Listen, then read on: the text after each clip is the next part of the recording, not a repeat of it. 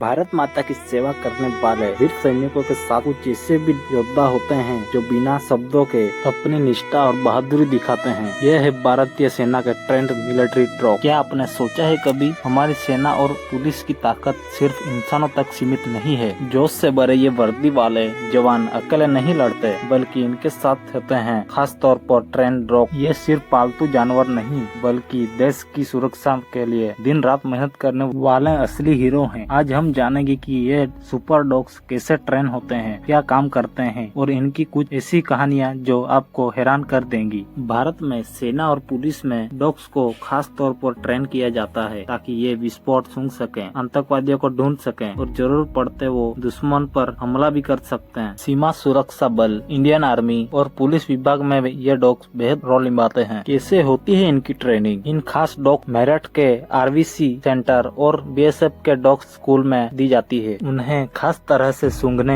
भागने, हमले करने और कमांड समझाने की ट्रेनिंग दी जाती है। स्निफर डॉग बम और का पता लगाने के लिए माहिर होते हैं। अटैक डॉग संदिग्धों पर हमला करने के लिए ट्रेन किए जाते हैं। सर्च एंड रेस्क्यू डॉग भूकंप या हादसे के बाद मलबे में फंसे लोगों को खोजने में मदद करते हैं। भारतीय सेना की डॉग ट्रेनिंग सेंटर की झलक। भारतीय सेना में कुत्तों की सबसे बड़ा केंद्र मेरठ में स्थित है।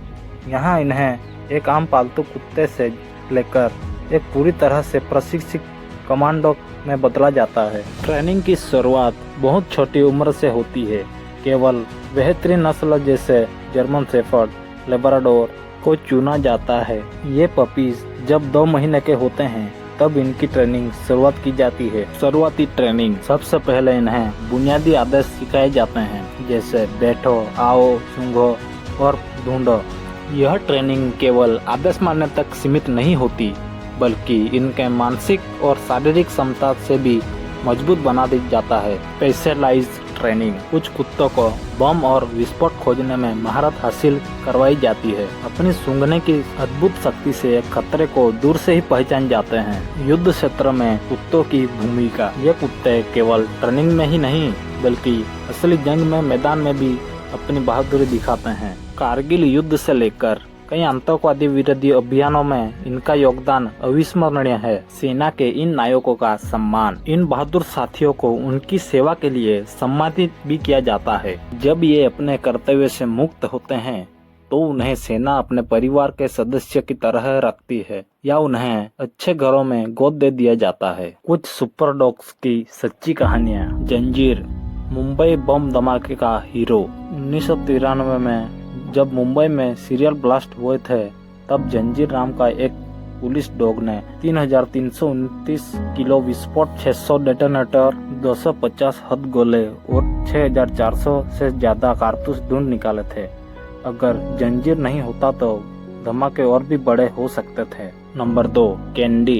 पुलवामा हमले के बाद का जाबाज। 2019 में पुलवामा हमले के बाद कैंडी नाम का एक स्निफर डॉग ने आतंकवादियों के ठिकाने पर छुपाई गई विस्फोट का पता लगाया था। हालांकि मदद से एक और बड़ा हमला टल गया। नंबर 3 माया। बॉर्डर सिक्योरिटी की शेरनी।